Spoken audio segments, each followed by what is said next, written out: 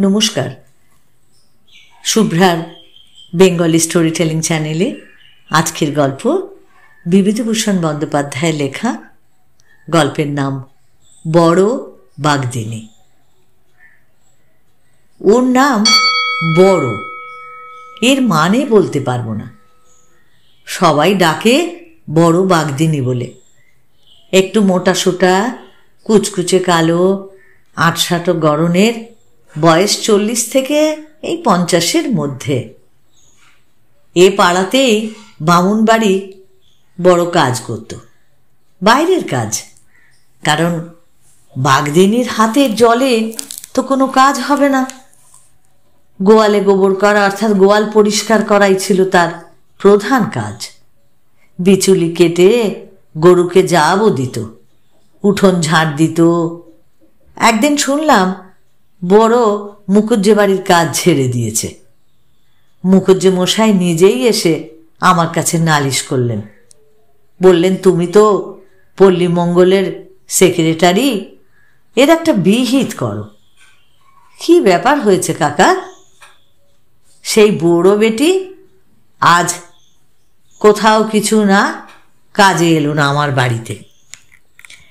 এক হাঁটু হয়ে রয়েছে গোয়াল, জানো, থই থই করছে উঠোন। আর বিটি কিনা স্বচ্ছন্দে বললে যে আমি আজ আর কাজ করব না। ছোট লোকের এত বড় আসপদ্দা আমার সহ্য হয় না। বলি, যাই দিকি বিভূতির কাছে, একটা বিহিত করো দিকি বাবা। কাজ ছাড়লো কেন হঠাৎ, তা কিছু জানেন? কি করে জানবো বাবা? কাল বললে আমার তামাক পোড়া খাওয়ার পয়সা আলাদা দিতে হবে। তাই বললাম 3 টাকা করে মাইনে, আবার তার উপর তামাক পোড়া খাওয়ার পয়সা, পারবো না। তাই বোধহয় বাবা। এর কি করা যাবে পল্লীমঙ্গল থেকে বলুন? আপনার পয়সা কড়ি নিয়ে সে তো আর চলে যায়নি। আমি কি করব বলুন তো কাকা?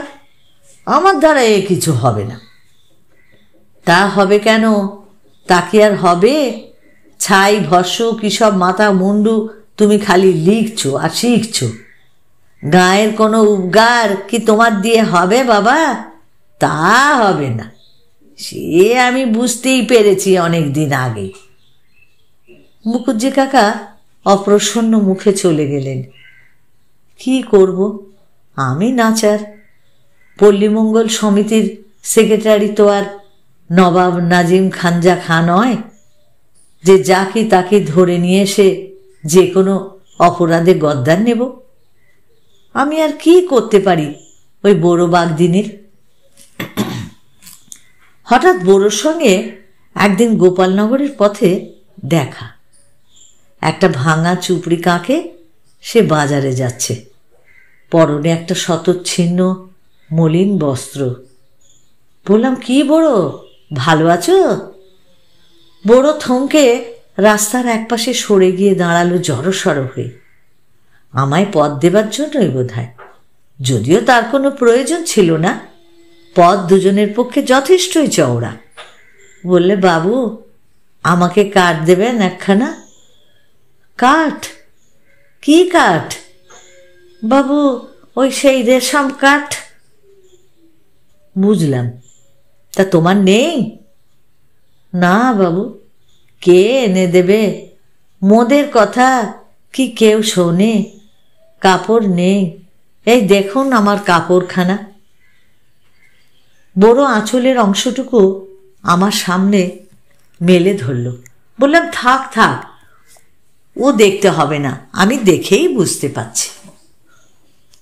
কথাটা তখনই আমার মনে পড়ে গেল। বললাম, আচ্ছা, মুখুজ্জে বাড়ির কাজটা তুমি ছেড়ে দিলে কেন হঠাৎ? মুখুজ্জে কাকা সেদিন বলছিলেন। বড় আমার পাশ কাটিয়ে যাবার চেষ্টা করে বললে, সে বাবু আর আপনার সামনে বলবো না। একটু এগিয়ে গিয়ে পেছন ফিরে আমার দিকে চেয়ে বললে, ওনার মতিগতি ভালো না বাবু, এই একটা কথা আপনাকে বললুম। বুড়ো চলে গেল। ব্যাপারটা কি? মুখুজ্জে কাকা কি বুড়ো বাঘদিনীর কাছে প্রেম করতে গেছিল? উভয়ের এই বয়সে? বিশ্বাস তো হয় না। মরুগে, পরের কথায় দরকার কি আমার। পৌষ মাসের প্রথমেই খুব শীত পড়ল। একদিন রাত 10টার পর ও পাড়ার হাজারি ঘোষের বাড়ি থেকে ভাগবতের কথকথা শুনে আমি ফিরছি। এমন সময় পায়ে চলা মাটির পথের ধারে একখানা কুঁড়ে ঘরের দাওয়ায় কে যেন একটা শুয়ে আছে। সেটা দেখে থমকে দাঁড়ালাম। এই পাড়ায় আমার যাতায়াত খুবই কম, তার উপর বহুকাল গ্রামে না থাকার দরুন কোনটা কার বাড়ি এটাও ঠিক চিনি না। এগিয়ে গিয়ে বললাম, এই কে শুয়ে? কে? বাবু, আসুন। কনে গিয়েছিলেন এত রাত্রিরে? আমি তো বড়। ও, এটাই তোমার বাড়ি? হ্যাঁ বাবু। এরে কি আর বাড়ি বলে? ওই কোনো রকমে আছি মাথা গুজে। গরিব লোকের আবার বাড়ি আর ঘর, আপনিও যেমন। সত্যি অবাক হয়ে গেলাম। কেউ বললে বিশ্বাস করবে না। ছোট্ট একখানা 4 চালা ঘর।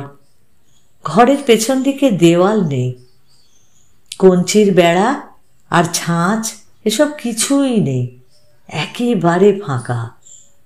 সামনের যে দাওয়ায় বড় বাগদানি এতক্ষণ শুয়েছিল তার দুদিকে নোনার পাতার বেড়া, কিন্তু সামনের দিকে একদম ফাঁকা। এই ভীষণ শীতে এই খোলা দাওয়ায় বড়কে একখানা গায়ে দিয়ে যেন শুয়ে আছে। ঘরের মধ্যেও যেন কে শুয়ে আছে মেঝেতে। বললাম, ঘরে ও কে রে? ও মোর ছেলে। কেন, ওরে চেনেন না? না, তোমার যে ছেলে আছে আমি এটাই জানি না। কত বড়?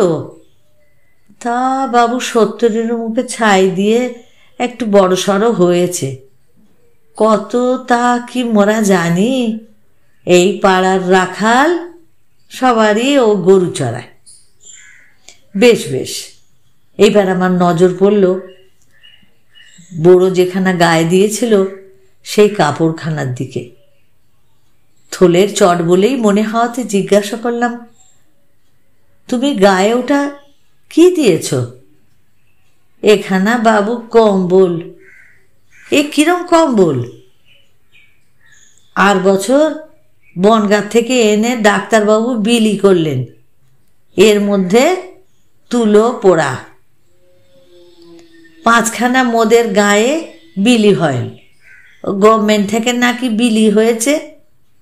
কি জানি বাবু, আপনারাই জানেন। মোরা কি এসব খবর রাখি? বলেন। দিলে একখানা, আমিও নিলাম। তা বাবু, কাপড় একখানা পাবো না? মোছলাবে বেরোবার উপায় নাই। গ্রামের লোকে কি করে জীবন কাটায় আমি ভালো করে দেখিনি কোনো দিন। আজ তা দেখে বুঝলাম। এই শীতে একখানা থলের চট গায়ে দিয়ে বাইরে শুয়ে যে আছে তার কালই নিউমোনিয়া যদি হয় এবছরের এই ভীষণ শীতে, তবে কোন ডাক্তারখানা থেকে এদের ওষুধ আসবে? দিন কতক পরে গ্রামে খুব বাঘের উপদ্রব হলো। প্রতি বছরই শীতকালে বাঘের উপদ্রব হয় এ অঞ্চলে। লোকের গোয়াল থেকে গরু বাছুর নেয়, রাত্রি চড়া গরু তার পরের দিনের আলো হয়তো আর দেখে না। এবছর উপদ্রবটা বাড়াবাড়ি দেখা গেল। দিন দুপুরে দক্ষিণ মাঠের বেগুনের খেতে, কি নয়ালি দিঘির পাড়ের জঙ্গলে, কি চুয়োডাঙার রাস্তার অশ্বত্থ গাছের তলায় বাঘকে শুয়ে থাকতে দেখে চাষি কি পথ চলতি লোকে ফুটফুটে জ্যোৎস্না রাতে ইছামতির ধারের বাঁশবনের পথ দিয়ে শীতে জেলে মাছ ধরে তেঁতুলতলার ঘাট থেকে বাড়ি ফিরছে। মস্ত বড় বাঘ রাস্তা জুড়ে শুয়ে আছে। জনপ্রাণী নেই তেঁতুলতলার ঘাটের পথে। বাঘও নড়ে না। শীতে জেলের ন যজৌ ন তস্তৌ অবস্থা। তারপর বাঘটা হঠাৎ লাফ দিয়ে পাশের ঝোপে কেন পালিয়ে গেল সেই জানে। একদিন তো আমারই বাড়ির পেছনে বাঁশবনে সন্ধে রাতে ফেউ ডাকতে শুরু করলো। হাট থেকে ফেরবার পথে বড় বাঘদিনীর ঘরের পাশ দিয়ে এলাম। ওকে বাঘের কথাটা বলে সতর্কও করে দিলাম। জ্যোৎস্না উঠেছে, সন্ধ্যার অল্প পরেই তেমনি শীত। বড় দেখি দাওয়ায় শুয়ে আছে, মাথার কাছে একটু করে ঘুঁটের আগুন, একেবারে লেপ মুড়ি দিয়ে শুয়ে আছে। কি বড়, এত সকালে শুয়ে পড়েছ? বাবু আসুন আসুন, বড্ড জ্বর এলো যে দুপুর বেলায়, আজ আর হাটে যেতে পারিনি, চটখানা মুড়ি দিয়ে পড়ে আছি। তোমাকে এলাম একবার সাবধান করে দিতে, বাইরে এরকম শোয়া ঠিক না। কাল তো আমার বাড়ির পেছনের বাগানে বাঘ ডেকেছে, তোমার ঘর আরও বনের মধ্যে। বাবু কিছু হবে না, বাঘে মোদের কি করবে, ও ভয় নেই মোদের। তা থাকলে কি আর 12 মাস এই ফাঁকা জায়গায় শুতি পারি? ও মোদের সয়ে গিয়েছে, ভয় ডর থাকলে কি মোদের চলে? একদিন পরের কথা, সকালবেলায় খুব হই হই পাড়া ব্যাপার, সবাই ছুটছে ও পাড়ার দিকে। বড় বাঘদিনীকে নাকি শেষ রাতে বাঘে মেরেছে। সঠিক খবর কেউ দিতে পারে না। ব্যাপার কি, আমিও দেখবার জন্য ছুটলাম ও পাড়ায়। ওমা, গিয়ে দেখি বড় বাঘদিনীর ঘরের উঠোনে লোকে লোকারণ্য। বড় বাঘদিনীর গলা সকলকে ছাপিয়ে উঠেছে। সে হাত পা নেড়ে কি যেন একটা বর্ণনা করছে সকলের সামনে। আর সেই জনমণ্ডলীর মাঝখানে বড় বাঘদিনীর দাওয়ার ঠিক সামনের উঠোনে একটা বড় গুল বাঘ মৃত অবস্থায় পড়ে আছে। বড় বাঘদিনী নাকি বাঘটাকে গত শেষ রাতে কাস্তে বঁটি দিয়ে মেরেছে। জিজ্ঞাসা করলাম, কাস্তে আর বঁটি দিয়ে তুমি অত বড় বাঘটাকে? তখন বড় আবার আমার দিকে ফিরে তার কাহিনী গোড়ার থেকে শুরু করলে। সত্যিই সে বাঘটা মেরেছে, আর বঁটি দিয়েই মেরেছে। শেষ রাত্রে বাঘটা ওর ঘরের পেছনে এসে হাঁক পাড়ে। বড়োর ছেলে ঘর থেকে ভয়ে চিৎকার করে উঠতেই বড়োর ঘুম ভেঙে যায়। ছেলেকে বাঘে ধরেছে ভেবে ও দাওয়ার কোণ থেকে কাস্তে বঁটি নিয়ে বাঘের একেবারে ঘাড়ে পড়ে। বাঘ আসলে তখন ধরেছে ওদের সেই ধাড়ি ছাগলটাকে। অন্ধকারে দেখাই যাচ্ছে না বাঘে ছাগল ধরেছে নাকি ছেলে ধরেছে। কাস্তে বঁটি দিয়ে বাঘের ঘাড়ে মরিয়া হয়ে নিঘাত ঘা কত কোপ দিতেই বাঘ সেখানেই ঘাড় কাত করে মুখ থুবড়ে পড়ে যায়। এই হলো বড় বাঘদিনীর বর্ণনা। ভিড়ের মধ্যে মুখুজ্জে কাকাও ছিলেন। তিনি বললেন, তোর একটুও ভয় করলো না ওর সামনে যেতে?